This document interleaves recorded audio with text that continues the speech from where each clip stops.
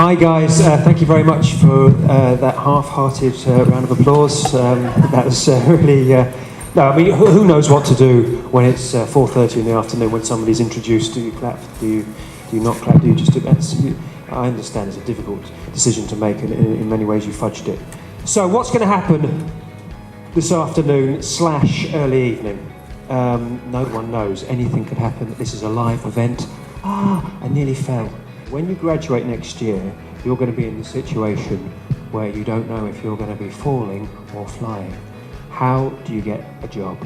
That is the point of this session. What we're going to do this evening is talk about your life expectations, what you want out of life, how to become happy, and how to find that happiness in employment. Happiness is about every day when you wake up. So if you can find a career, like Trevor had his quote at the start, when he put it up, it said, if you can find a career you like, you never work a day in your life. So you want to find something where actually it doesn't feel like work.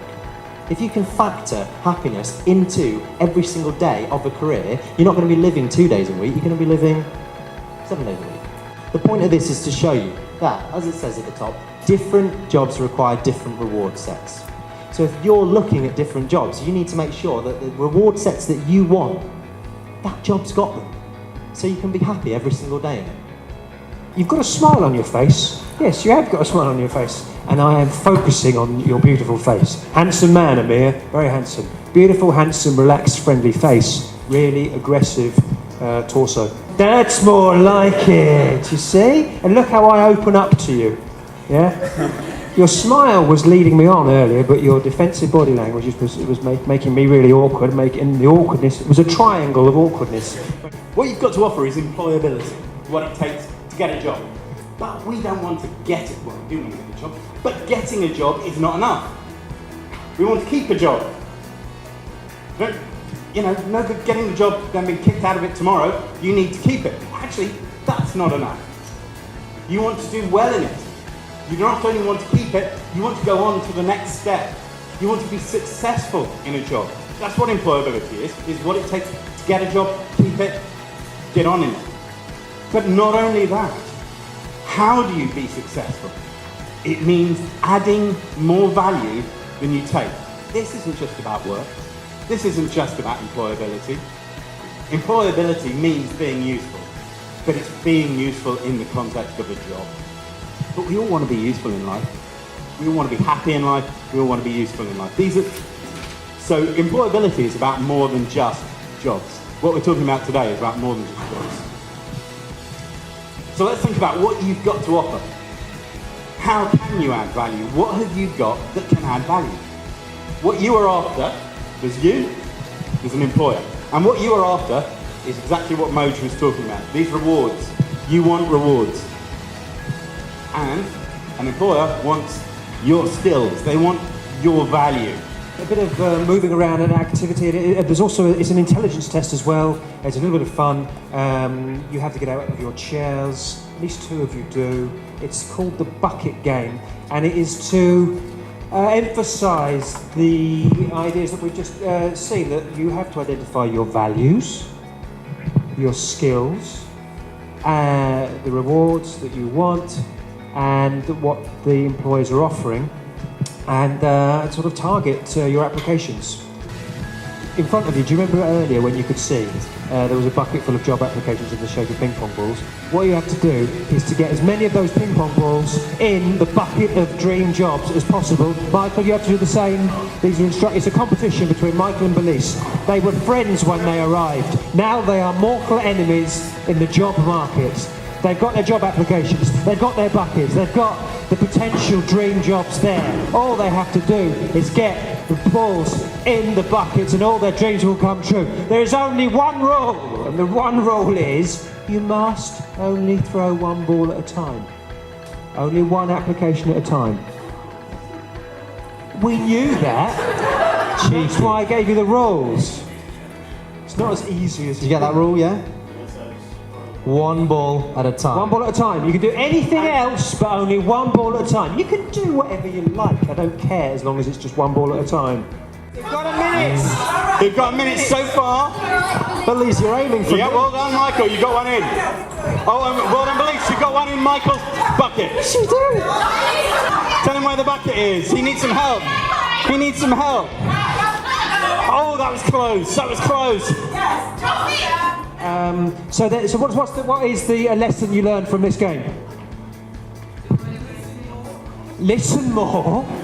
Listen more. Exactly. That is it. Listen. I mean, because we gave you the instructions, and you assumed. You made some assumptions that you didn't need to make. So check your assumptions. Listen and target. You don't have to when you apply for jobs. Don't do it blindly. The point is, the more targeted, the more precise, the more information you have, the more you have listened and read and looked and thought about it, the more likely success. That's the point. The metaphor is people just send out as many applications as they can blindly. That's what happens. And the person that takes off their blindfold because they listened and carefully targeted their applications, they're the ones with more happiness in their buckets. Each application counts. Go to them. Take your application to them to make it count. It's you. You, the collection of skills that is you, the personality that is you, the identity that is you, the unique and wonderful individual that is distinctive in so many ways is you. That is the product that's got to be outstanding. You've got to make that product outstanding. And outstanding in this context means just standing out from the rest because it is unique and distinctive. And the good news is every single one of us is unique. Ladies and gentlemen, it's a pleasure for me to welcome you into the studio audience for my brand new chat show, USPs with people they don't realise have USPs. You need to give me as many different things, because otherwise all I've got is a person who likes a bit of a laugh sometimes and is reliable. The USPs flesh it out. You're good with numbers. Well, that's important. You're good with numbers because my job is a number job. More things that you're good at. Good at one. Yeah. One more thing, and then we can wrap up. One more thing about you. Doesn't even have to be a good thing. A thing about you.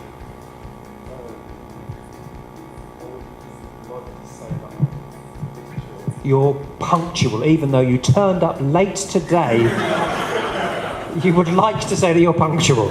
Yeah. Emmy, a round of applause for Emmy. The point is, everybody is the same, but also slightly different.